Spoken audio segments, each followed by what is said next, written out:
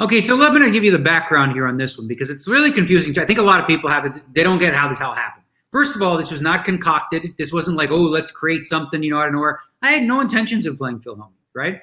Then he went on a podcast and said the following. He did not like the way that I played against Doug, but also didn't see a single hand of the match, right? So it's like someone saying, oh, that movie Jaws, that was terrible. Did you see it? No. So how do you know, right? So he started coming at me for saying I should do this and this, and he just said a lot of things that didn't make any sense, right? Right. So I'm like, all right, you want to play me? Or do you want to play me the same match as I played against Doug? And then we started having some back and forth or whatever. So for those that saying like I just randomly came after Phil, that's not how it happened. He came at me first. I came back with some truth bombs on, right? Phil Hellmuth, no question about it. Prolific World Series of Poker record. He's been the most successful at that format. What's important to distinguish, though, is the high rollers of today is the major leagues of poker where all the top players are, right? Those guys should be celebrated as the best players in the world because they're the ones working the hardest. 10, 12 hours a day, grinding with the solvers, all this kind of stuff. And Phil kind of poo-poos them and has this idea that his white magic or whatever is still like good enough to compete. And I offered him a bet. He said, first of all, he says, well, give me this bet. I say, okay, backtrack. Give me this bet. Okay, backtrack. So every time it comes to like, put your money where your big mouth is, he cowers. So I put on Twitter a little spat about, okay, he has all this, I finished this and this and this. I'm like, all right, well, let's break down what you've done in these high rollers, okay? Because you always point to results as being like, proof that you're good. And in the high roller, he doesn't have any results. Like he's cashed a few times, sure, but not one single top three in a 25K or above, like in the No Limit Holdem sphere. He's been to both my weddings, okay? He's been at both my weddings. I love Phil Hellmuth. Now, it's important to distinguish the difference, right? I love this guy. He's my favorite guy to play against. I think this is going to be a fun challenge. But it's like, boys will be boys, right? And we're going to argue. We're going to disagree. And when he starts spewing all this stuff about how he's the greatest today, currently, it's hot. It's nonsense. But it's weird. Like, we live in a world now where people are so sensitive. Like, oh, how could you suggest that he's not the greatest of all time? That might hurt his feelings. Give me a fucking break, okay? He's a man. He comes out there and he toots his own horn and says all this shit. So, okay, let's come back with something. If he didn't say all this stuff that's like out there, that he's the best and all this kind of stuff, if he didn't say all this shit, nobody would attack him for anything. They would applaud him because his World Series of Poker record is great. So the difference is this. You can like somebody, but you can also call him and go, dude, you're full of shit right now, okay? And like literally so much of the stuff that comes out of his mouth is just hot garbage, right? But here's the thing. There's so many people that don't know that. The average person is like, how dare you? I get tweets, how dare you say he's not the greatest poker player of all time? It's like, I've been a poker player for 20 years, and I fucking know, okay? Everybody in the community that actually plays the high stakes, they know. Everyone has respect for the record that he's created at the World Series of Poker. But they would also welcome him to come play in their games or come play in their high rollers because, he's not as good as them, period. That's it. But, like, Phil is a master marketer, and, it's important to him to sell this narrative that he's still number one in the world. I'm like, buddy, you're number one in bracelets, and that's true. But as far as poker goes today, if there's 30 people playing and I pick the other 29, you ain't going to beat them, okay? Right. You ain't going to beat them, bro, period. Well, you are the poker kind of ambassador. That's a lot. I get it. That word is a bit wild. Like, it's a bit over the top. It's a little bit like self-support. I agree. So let's come up with an ambassador for the GG poker. What would you like to be referred to as, or what do you believe you are, or whatever? I mean, what would you call yourself then, though? Call me beefy sausage. I don't know. Whatever you want. I don't care. All right. Well, the way that I want to approach this match is like I don't want it to be close in any way, shape, or form. Like, my expectation is not to just win the match, not to just get the best of the match, not to just get best of every hand, but every street of every hand. Like, I want to play flawlessly. Obviously, that's not going to happen because mistakes are going to be made. But I really feel like I'm the worst matchup he could ever imagine because I have such a good sort of strategy against a player like him that I want him to feel it. I want him to feel the frustration deep inside that's like, wow, how the hell can I possibly win now? I want him to feel it because when what happens when he feels that frustration? We get the epic Hellmuth rants. So my goal is to make a show by having Hellmuth get out of his chair at least 5 times. We were deep in a tournament. This was a few years ago. And it was like 20 left, and it was a high roller, so it was like 15 left.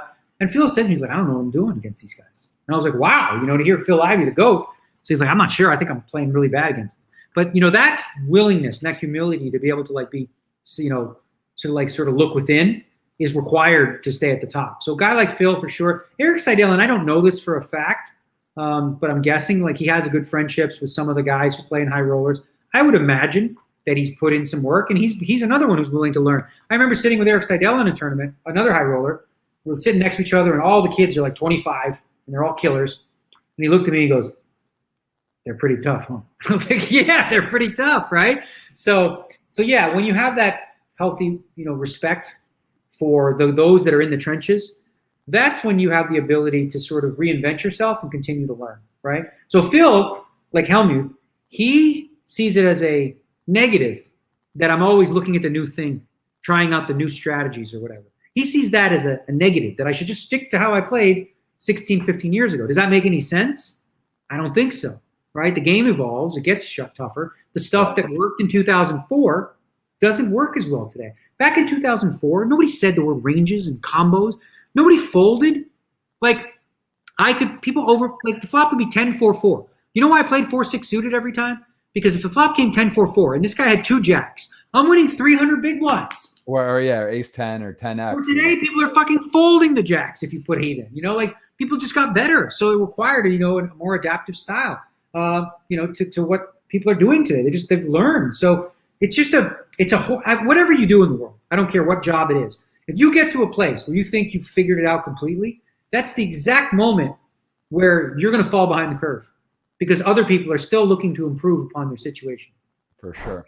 So nothing will ever happen again like it did. Okay? We will never see the boom like we did with Moneymaker. Having said that, we've already sort of started to see one.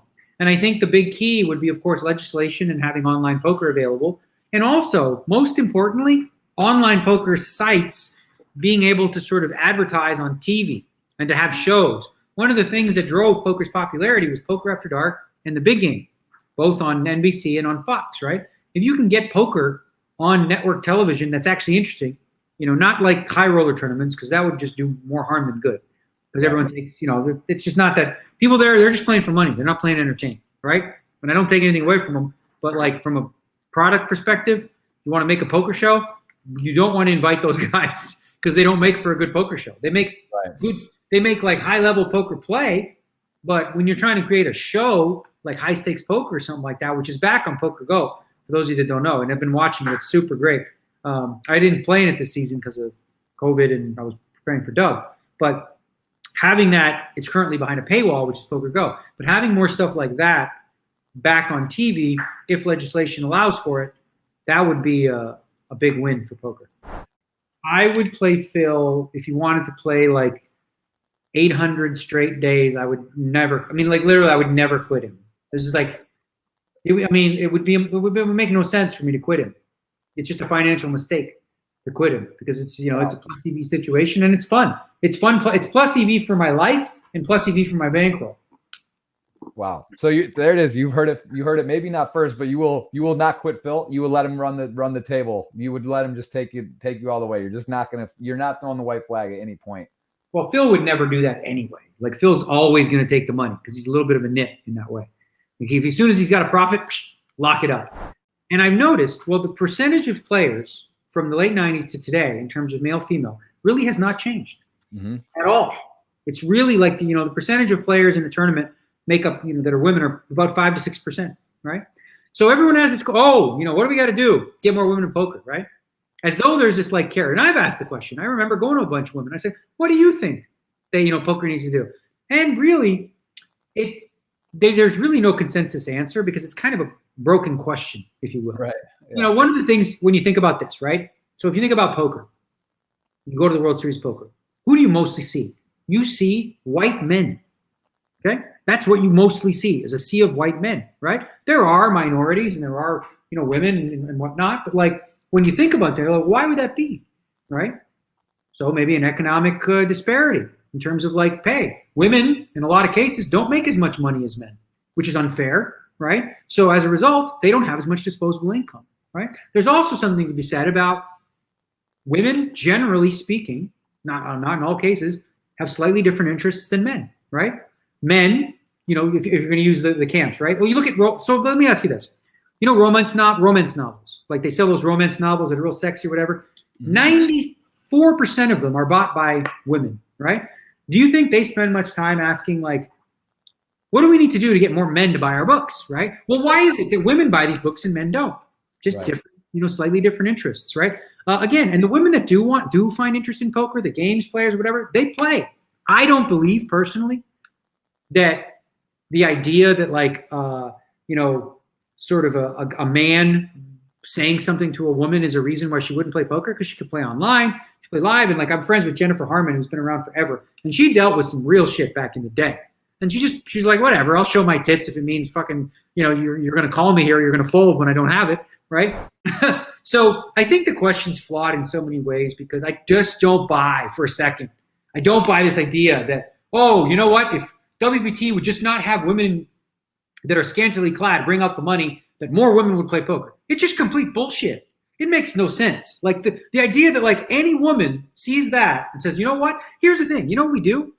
We demean women and we disrespect women by having such a low opinion of them that the behavior of a few men would stop them from doing something that they enjoy. You don't think women are smart enough or tough enough to decide for themselves whether or not they enjoy poker? You think they're going to let the treatment of men or the marketing or whatever of it stop them from enjoying the game or making a living from it? I don't buy that for a second. It doesn't make no sense whatsoever. So what can be done? I mean, like I said, you know, I think ladies tournaments are good. I think they're a good thing. I think it's you know, the women having the freedom and the right to sort of play amongst themselves is freedom, you know? And they don't want a bunch of dudes. They want to talk about women's stuff. That's fine. Right. I don't have a problem with it. I think ladies events can be good.